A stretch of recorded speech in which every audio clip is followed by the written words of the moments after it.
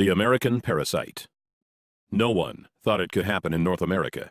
A parasite that uses your body as its personal feeding ground, taking over first your stomach, then your entire GI tract, forcing you to crave the foods it wants, while slowly destroying your body from the inside out. Governments are finally admitting that this is real. Measures have been proposed in New York and the country of Mexico to try and stop it. But by the time you watch this, it may already be too late. Perhaps the scariest thing is that its symptoms come on slowly.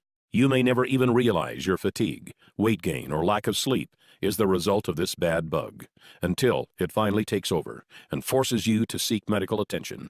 In the next few minutes, I'm going to show you a simple test you can do to find out whether or not you've been infected, and if so, how to get rid of it before it causes potentially irreversible damage. I'm also going to expose the major government screw-up that allowed this to happen, and how they are now scrambling to fix it. Warning, the information I'm about to share with you is controversial because this parasite comes from the most unlikely place, your food supply. In the next few minutes, I'm going to expose the manipulative practices of several very large corporations, companies like General Mills, Nestle, and Coca-Cola, that they prayed the public would never discover. It's a tangled web of bribery that makes your average politician look like a saint, and they are currently spending tens of millions of dollars in false advertising to try to cover up what they have done. But it's about time someone pulled back the curtain. That's why I've spent a considerable amount of time and my own money over the last few months creating this video that they do not want you to see. So if you're serious about the health of your family, turn off your cell phone, take a seat, and make sure you watch every word of this presentation. What you are about to see and hear may shock you, but it may also save your life. Let's get started. The year was 1950. The death rate by heart disease in America had jumped to an astonishing 30%. Only far back as the 1900s, it was 10%. In just 50 years, deadly heart attacks had increased by a factor of 3 times. People were dropping dead at an alarming rate, and no one could figure out why. Then, on September 24, 1955, America's own president, Dwight D. Eisenhower, suffered a heart attack, sending the entire nation into a panic. The crisis was now real. On Monday, September 26th, the Dow Jones plunged 6.5%. The total paper loss of the day was $14 billion, the largest ever, including that of the Great Depression. President Eisenhower would not walk again until October 25th, and would not return to the White House until November 11th, nearly 6 weeks later. By this time, the fear of heart attacks was on everyone's mind. Enter government researcher Ancel Keys. Mr. Keys was a Harvard-educated scientist who had helped design rations for the U.S. Army during World War II.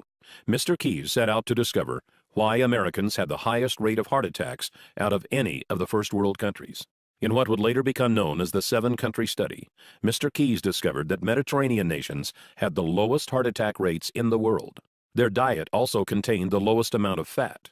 He concluded the American high-fat diet was to blame for our heart attack problem. Correct or not, finally, the public had an answer. In 1956, representatives of the American Heart Association appeared on television to inform the public that a diet which included fats, such as butter and lard, and fatty foods, such as eggs and beef, would directly lead to deadly coronary heart disease.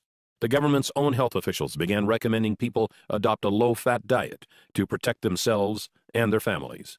Brochures on how to eat low-fat were passed out in schools. No one wanted to suffer the same fate as the president, or worse, drop dead. Most were fine with Mr. Keys' reasoning. He became a celebrated hero and was even put on the cover of Time magazine, though he himself would many years later change his own opinion on the matter.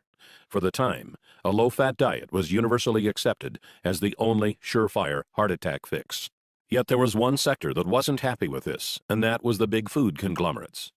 You see, previous to Keys' findings, their favorite way to flavor their foods was by adding more fat.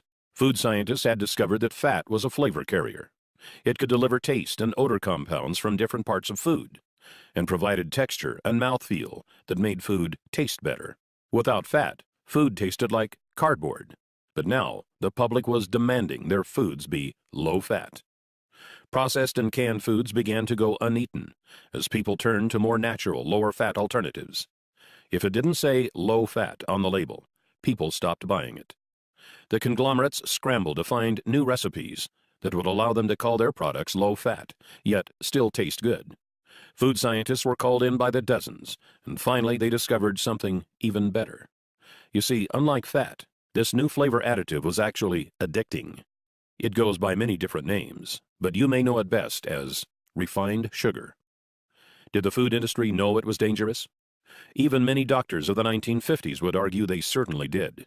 As far back as 1808, studies had been done proving sugar was not only unhealthy, but actually toxic. Believe it or not, sugar manufacturers were pulling PR stunts back then, as they do today.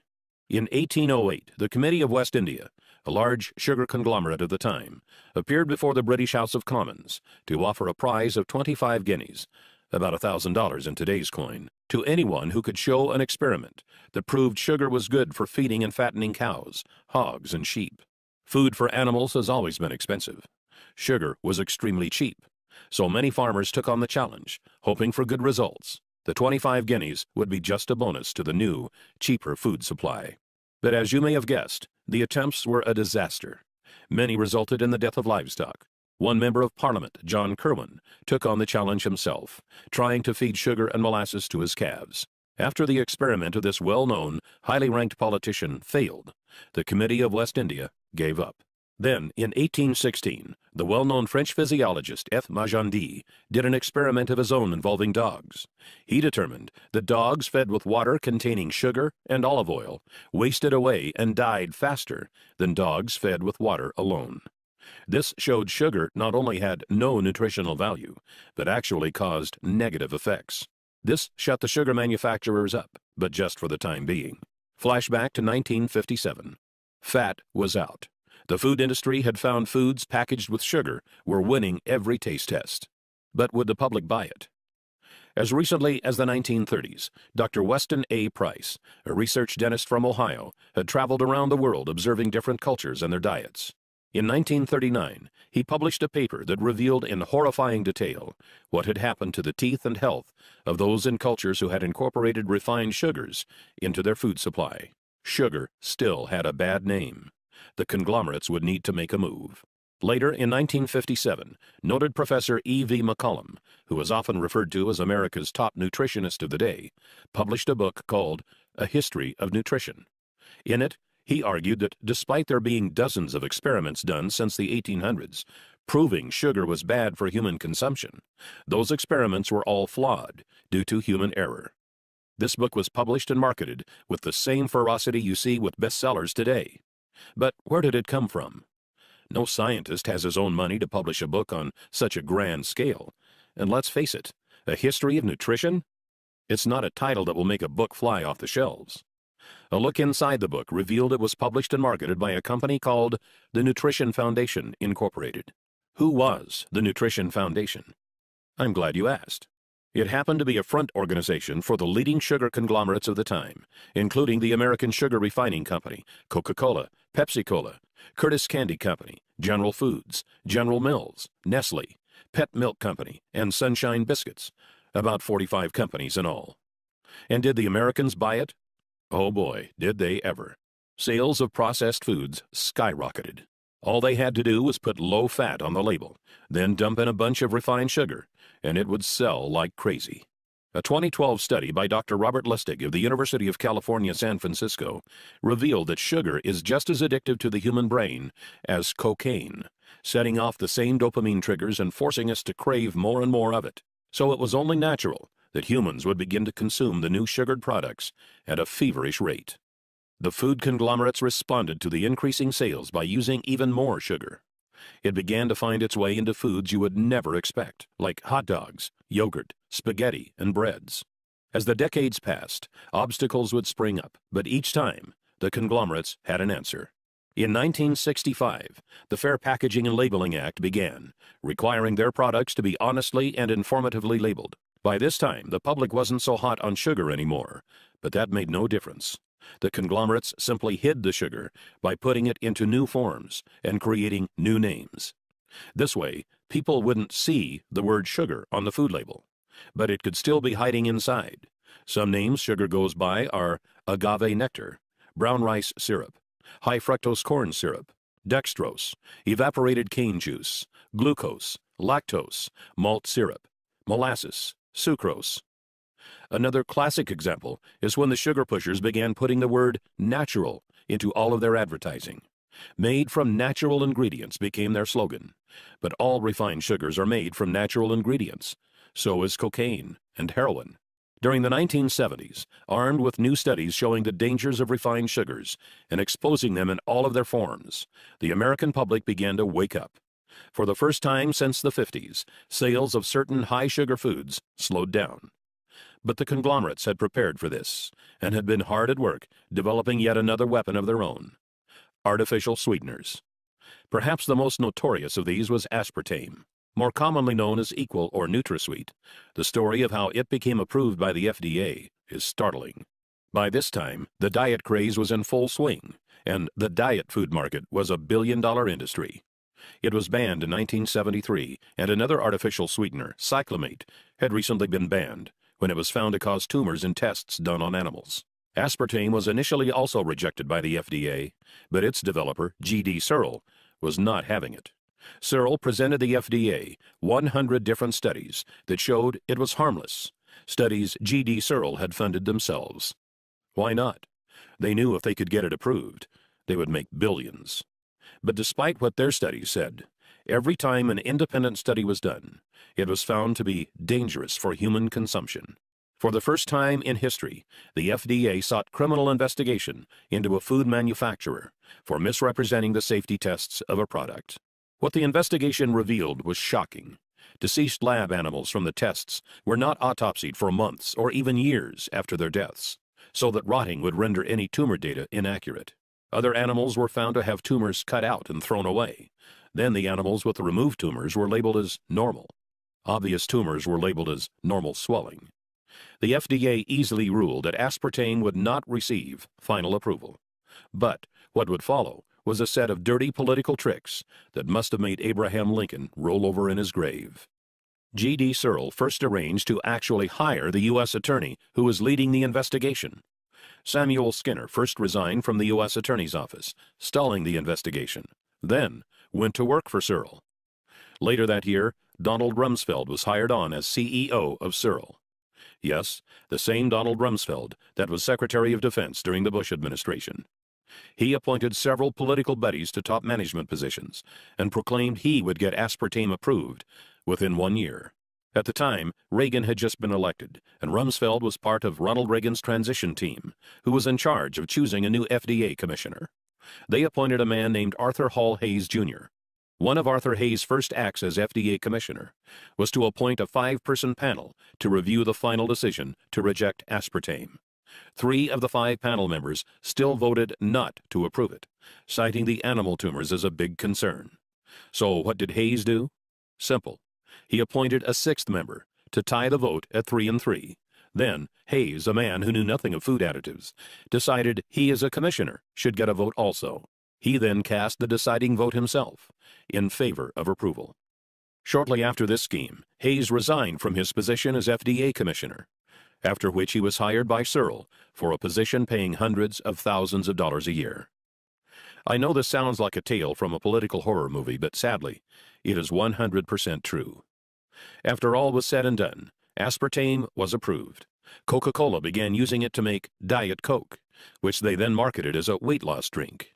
In that first year alone, the FDA received over 600 consumer complaints reporting headaches, dizziness, and other strange reactions to this new, foreign substance our bodies were never designed to handle. But the food conglomerates had won. And since then, over the last 30 years, more and more of these refined sugars, artificial sweeteners, preservatives, and other unnatural elements have infiltrated our food supply, creating essentially a new diet, without ever giving us a choice. The year now is 2013. Governments have finally wised up and are now backtracking, trying to clean up this mess. In March of 2013, New York Mayor Michael Bloomberg fought to lower sugar and sweetener consumption in his city by banning regular and diet sodas over 16 ounces. This September, Paul van der Velpen, the head of Amsterdam's health service, spoke out to call sugar an addictive drug that should be tightly regulated.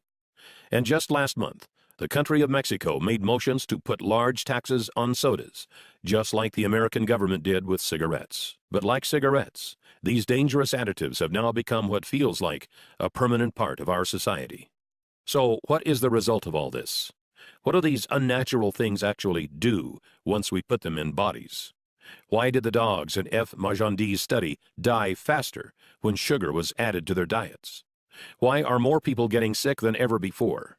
Why are more people suffering from obesity than ever before? And why is cancer predicted to soar by 50% by the year 2020? The answer may frighten you, as it did me. Doctors are now saying it could be the widest spread health hazard to hit North America since cigarettes, polio, HIV, or hepatitis. In our lifetimes, this one thing will affect more Americans than all four of these combined. In 2005, molecular biologists at Rice University estimated it was already affecting 70% of the American population. What is it? It's the consequence of the unnatural elements we've been exposed to, and the deep, dark secret the food conglomerates are right now, as we speak, spending millions of dollars to try and sweep under the rug. They have some help from the killer itself, because this disease takes over your body from the inside. Most never even know it is there, until it's too late. Its name is Candida, otherwise known as the American parasite. Candida is a type of fungi, a single-celled member of the yeast family. Where did it come from? Was it carried over on a boat from Africa? Or did it come from livestock? Actually, no. Candida is a natural resident of your digestive tract, along with 25 trillion other bacteria, some good and some bad. So long as the balance stays in order, which scientists say now is 80% good bacteria to 20% bad, your digestive and immune systems will continue to function normally. But here's where the problem starts. Candida is a member of the yeast family. And do you know what yeast likes to eat? You guessed it. Refined sugars, artificial sweeteners, and preservatives. All of the things that have been added to our food supply in just the last 50 or so years. Maybe you did the experiment back in science class, where you put yeast on a petri dish and fed it sugar to get it to grow. That's what's happening in your stomach right now. Let's take a look at that picture again. These are actual Candida albicans growing in a petri dish. When you feed the Candida, it starts to breed, faster and faster and faster. Soon it has outnumbered the good bacteria in your stomach. Then it makes its way into your upper and lower intestine and throughout your entire GI tract.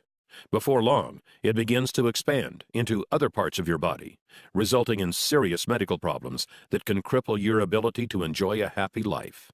Fatigue, weight gain, sleeplessness, bloating and gas, irritable bowel syndrome, constipation, skin problems, fungal infections. These are just the start of the havoc Candida can wreak onto your body. If you're suffering from any one of these symptoms, it's very likely this parasite is to blame. When you take antibiotics, Candida growth accelerates even faster, as antibiotics kill off many of the good bacteria that would otherwise keep it in check. It's because of all this, doctors estimate that currently, at the time this video was being produced, in the fourth quarter of 2013, 80% of all Americans suffer from some degree of Candida overgrowth. Dr. David Perlmutter, a personal advisor to Dr. Oz, who you may know from the show, and his current New York Times bestseller Grain Brain, recently stated, "Those of us who deal with this health condition in a clinical setting are witnessing what now seems almost epidemic." Dr. David Perlmutter.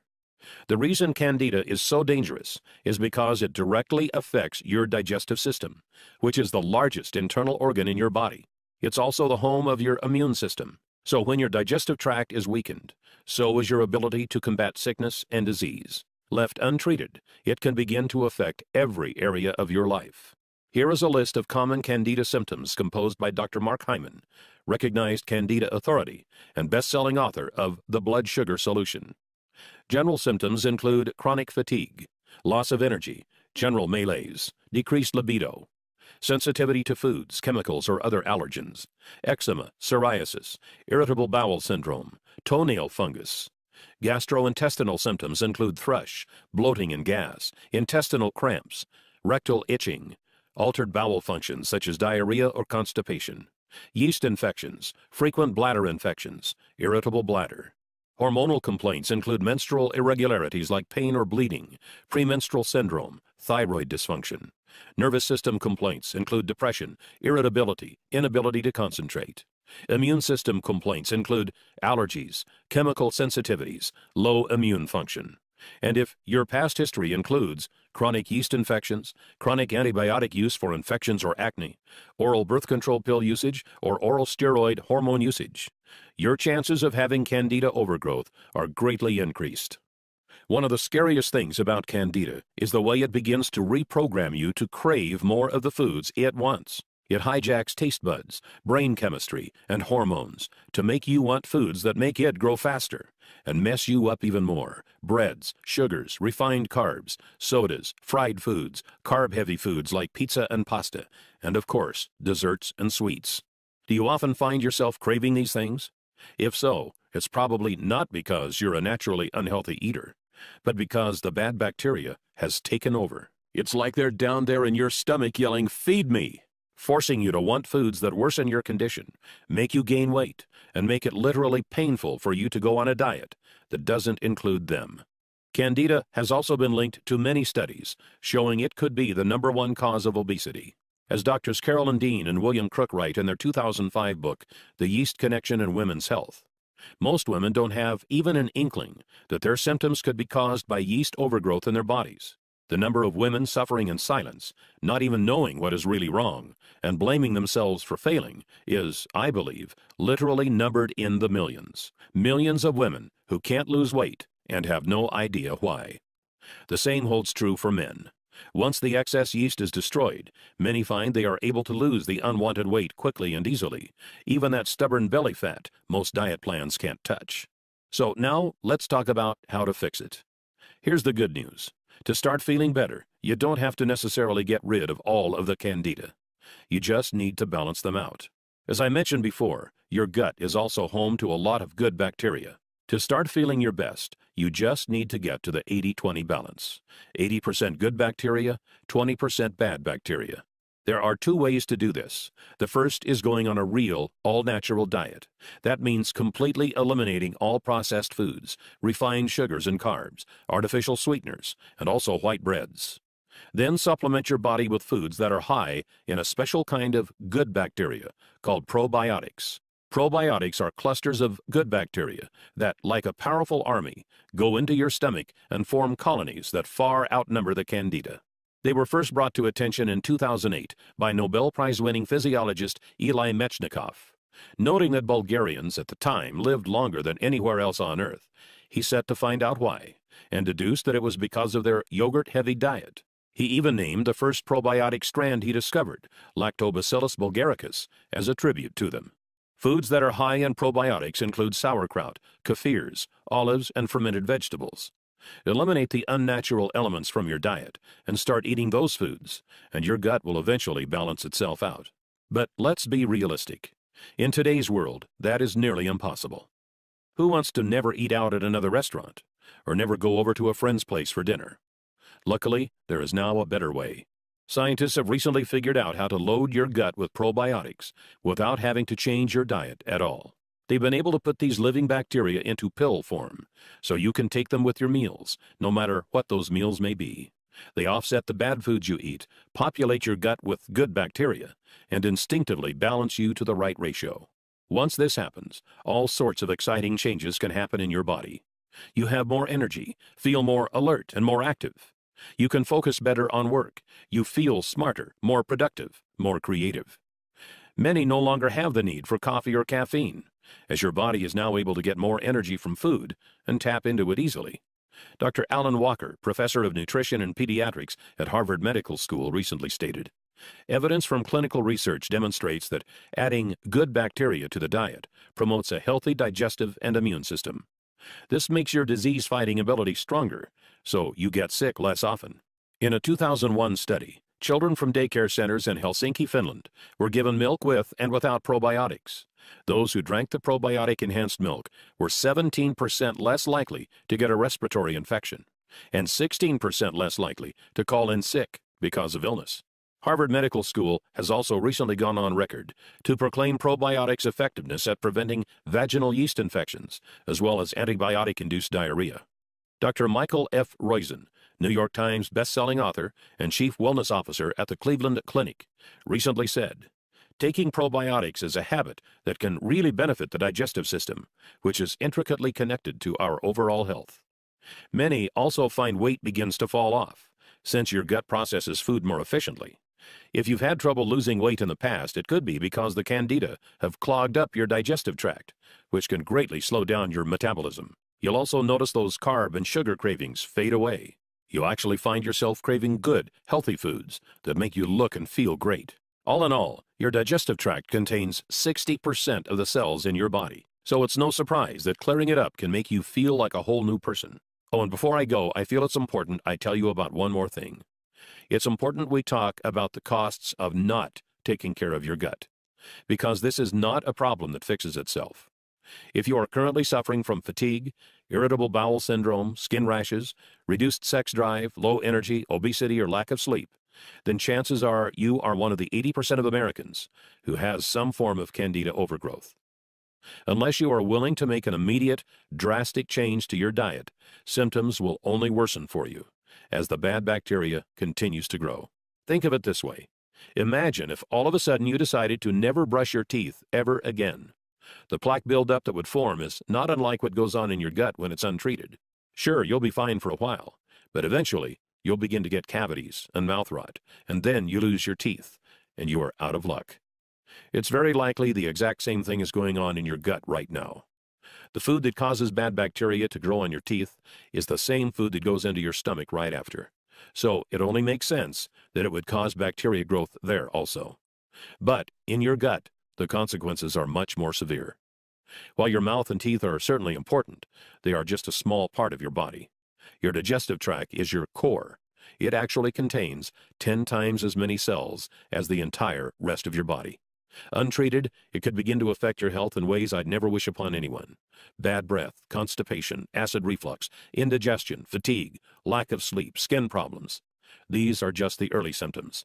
The scariest part is that with 70% of your immune system in your digestive tract, if it can't function properly, you become susceptible to not just getting sick, but to some very nasty diseases like ulcerative colitis, lupus, multiple sclerosis, and arthritis.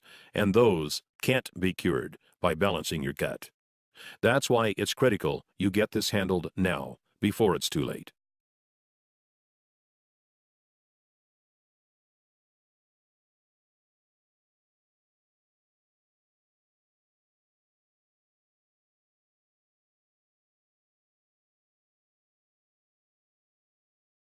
You'll find yourself sleeping better and waking more rested, but with new, exciting energy.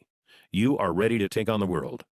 You are no longer tired after meals and no longer find yourself craving bad foods. But when you do cheat once in a while with pizza or ice cream, you still feel great knowing it's not going to go straight to your hips. Don't be surprised if your bathroom habits become more regular.